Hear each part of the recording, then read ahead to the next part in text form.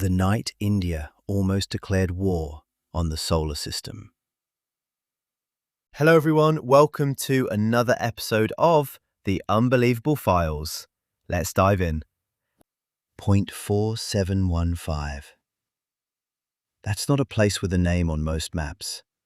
It's an unnamed, uninhabited place given a military name for convenience, an elevation marker. 4,715 meters above sea level. High in eastern Ladakh, near a lake called Pangong Tso. Close enough to the Chinese frontier that you could walk to a war from here. This is the line of actual control. Not a border exactly. A line the two largest armies on Earth have never fully agreed on. A line they fought a war over in 1962. A line that has been argued over in blood, again and again, ever since. An Indian soldier is posted here. His name is Lance Naik Shimindapal Singh, and part of his job, night after night, is to watch the sky over that line. August 2012. Singh notices something. A light in the sky. Bright. Brighter than anything else up there, he'll later say. The brightest thing in the whole sky. And it isn't just sitting still. It's moving. Against the stars. Slowly. Deliberately. The way something under control moves. Given where he's standing, given what's on the other side of that ridge, there's really only one conclusion a soldier is trained to reach. This could be Chinese. A drone maybe. Reconnaissance. Something with eyes on Indian positions. So he reports it to higher-ups. But the light doesn't go away. It keeps coming back. Night after night after night. Except Singh notices something stranger the longer he watches. It isn't showing up at the same time twice. Every single night, it appears a little later. Not randomly later. Precisely later. About 4 minutes later than the night before. Like clockwork. Like something running on a mysterious schedule. Singh isn't the only one seeing it. And this isn't a one-off. Over the following months, other objects start turning up too. A second light, on a different schedule, rising before dawn and staying up into late morning. The reports pile up from all over the frontier, and up and up.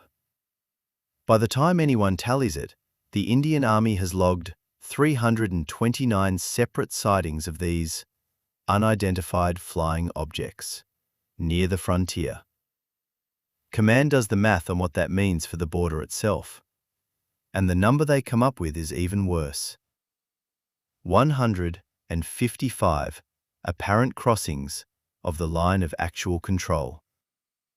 155 times, on paper, something unidentified had drifted from the Chinese side onto Indian-watched sky. Say that number out loud in a briefing room in Delhi, and you understand exactly why nobody laughed it off. This is a nuclear-armed country, watching a nuclear-armed neighbor that had, in recent years, been leaning harder and harder on drones for exactly this kind of border surveillance. A light that crosses the line 155 times isn't a curiosity. It's a live question about whether your airspace is being violated in real time. 6 months. That's how long this goes on. 6 months of a light behaving like it's being flown.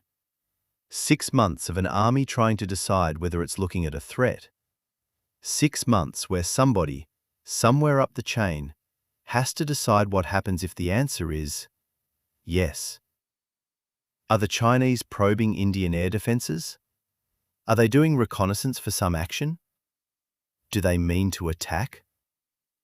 And here's the turn nobody expects. Something about it just does not feel right. So instead of scrambling something to shoot the object down, the army makes a stranger call.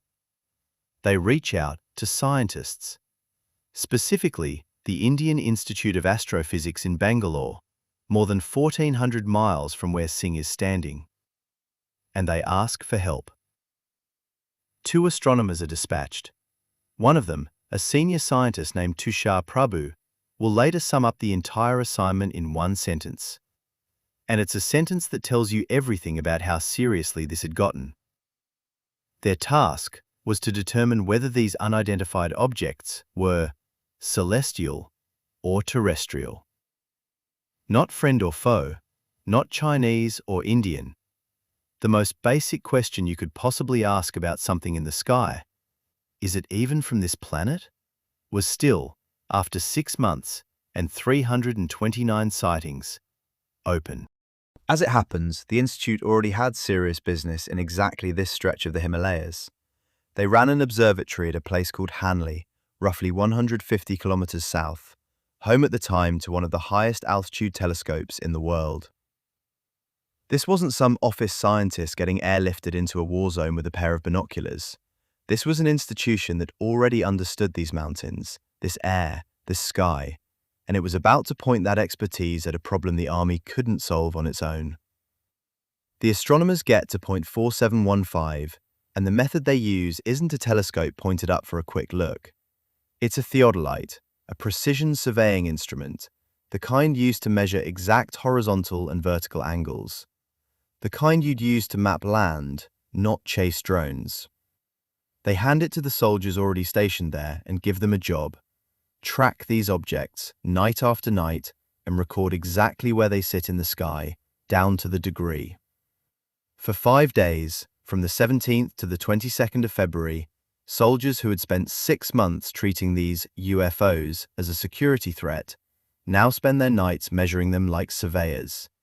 Angle, elevation, angle, elevation. Every night the same ritual, building a precise map of exactly how these two lights move across the sky. And when the astronomers lay the measurements out, the picture stops looking like anything a drone could produce.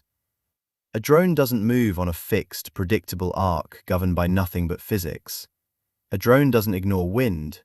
A drone doesn't hold to a schedule for 6 straight months without ever once deviating.